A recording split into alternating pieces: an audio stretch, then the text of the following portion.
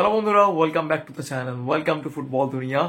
তো এই ভিডিওতে তোমাদের বেশ কয়েকটি ইম্পর্টেন্ট ট্রান্সফার আপডেট শেয়ার করবো, বিশেষ করে মোহনবাগান সুপার জায়ান্ট ফ্যান্সদের জন্য কিন্তু বেশ কয়েকটি ইম্পর্টেন্ট আপডেট রয়েছে। তো পুরো ভিডিওটা দেখো, খুব ইন্টারেস্টিং একটা ভিডিও হতে চলেছে। কিন্তু তার আগে তোমার একটা ছোটো রিকোয়েস্ট করবো, যারা এখনো পর্যন্ত চ্যানেলটাকে সাবস্ক্রাইব করোনি, প্লিজ নিচে থেকে লাল রঙের সাবস্ক্রাইব বাটনটা প্রেস করে দেখো। সবসময় তোমরা সাবস্ক্রাইব করলে কিন্তু আরও ভালো কাজ করার মোটিভেশন পাওয়া যায়।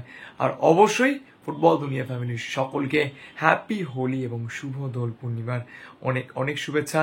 সকলের জীবন রঙিন হয়ে উঠুক এবং আবিরের রঙে আমরা প্রত্যেকে মেতে উঠি আগামীর শুভক্ষণের লক্ষ্যে। তো যাই হোক, যেটা গুরুত্বপূর্ণ বিষয় সেটা হচ্ছে যে প্রায় 15 দিন আগে ফুটবল দুনিয়া একটা আপডেট আপনাদেরকে দিয়েছিল যে north east United FC 27 years old midfielder, মানে উইঙ্গার জেনারেলি, জিতি নেমেস, তার ব্যাপারে কিন্তু মোহনবাগান সুপার জায়ান্ট ইন্টারেস্টেড।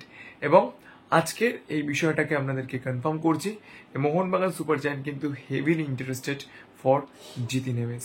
তাকে সাইন করাতে পারবে কি পারবে না সেটা পরের কোশ্চেন। তবে মোহনবাগান সুপার জায়ান্টের তরফ থেকে কিন্তু বাজিয়ে দেখা হচ্ছে এই উইঙ্গারটিকে, এবং এই রেসে এখনো পর্যন্ত কিন্তু ইস্ট বেঙ্গল নেই। তো পরবর্তীকালে আসবে কিনা সেটা জানি না, এবং খবর পেলে অবশ্যই তোমাদেরকে জানাবো। কিন্তু আপাতত কিন্তু মোহনবাগান সুপার জায়ান্ট জিতি নেমেসকে সাইন করানোর ব্যাপারে ইন্টারেস্টেড। অন্যদিকে যেটা মোহনবাগান সুপার জায়ান্টের একটা বড় সড়ো সাইনিং হয়তো হতে পারে যদি তারা শেষ পর্যন্ত প্লেয়ারটিকে নিতে পারে, ব্রাইসন ফার্নান্ডেজ, এফসি গড় প্লেয়ার ব্রাইসন ফার্নান্ডেজ, তাকে নেওয়ার ব্যাপারেও কিন্তু মোহনবাগান সুপার জায়ান্ট ইন্টারেস্টেড। কিন্তু দুটো ক্ষেত্রেই একটু সমস্যা রয়েছে।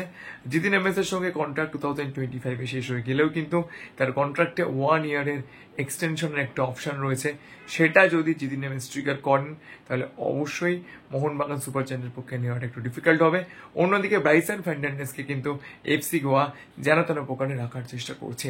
তো এবার দেখা যাক champion ISL league shield champion Mohun Bagan super giant তারা এই দুজন প্লেয়ারকে সাইন করতে পারে কিনা। অন্যদিকে মোহনবাগান সুপার জায়ান্টের আদরের দিমি, মোহনবাগান সুপার জায়ান্ট সাপোর্টার্সদের প্রাণ ভোমরা ডিমিট্রি পেটেরোস, তাকে পাওয়ার জন্য কিন্তু দুটো আইএসএল ক্লাব ইন্টারেস্টেড। কিন্তু আমি আবারও বলে দিচ্ছি, ডিমিট্রিকে মোহনবাগান সুপার জায়ান্ট ছেড়ে দেবে এরকম কোনো ডিসিশন কিন্তু নেওয়া হয়নি।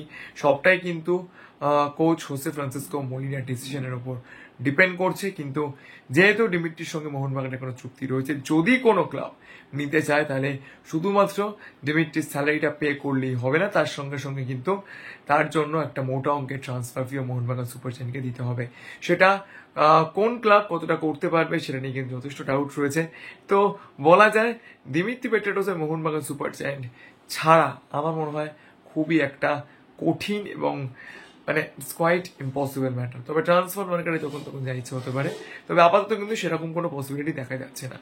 অন্যদিকে ইস্ট বেঙ্গল কোচ অস্কার বুজন, তিনি কিন্তু আজকের মানে কলকাতায় ফিরেছেন এবং এখান থেকে হয়তো তিনি তার দেশে ফিরে যাবেন, এবং ইস্ট বেঙ্গলের ম্যাক্সিমাম প্লেয়ার্সদেরকে কিন্তু ছুটি দিয়ে দেওয়া হয়েছে এবং তারা কিন্তু মানে বলা যায় বাড়ির পথেই রওনা হয়ে গেছেন। তো স্বাভাবিকভাবেই এএফসিতে ব্যর্থতা অবশ্যই কিন্তু ইস্ট বেঙ্গল সাপোর্টার্সদেরকে যথেষ্ট কষ্ট দিয়েছে। তো তাদের সামনে সুপার কাপ রয়েছে, সুপার কাপে ভালো কত কি করতে পারবে না পারবে সেটা পরের কোয়েশ্চেন। তবে আপাতত কিন্তু ইস্ট বেঙ্গল প্লেয়ার্সদেরকে ছুটি দেওয়া হয়েছে ইস্ট বেঙ্গল ম্যানেজমেন্টের তরফ থেকে। তো ভিডিওটা এই পর্যন্তই ছিল। যদি ভিডিওটা ভালো লাগে লাইক করে দিও, মনে করে চ্যানেলকে সাবস্ক্রাইব করতে ভুল না, কারণ সব সময় তোমরা সাবস্ক্রাইব করলেই আরও ভালো কাজ করার মোটিভেশন পাওয়া যায়। তো চলো এই পর্যন্ত দেখা হচ্ছে পরের ভিডিওতে।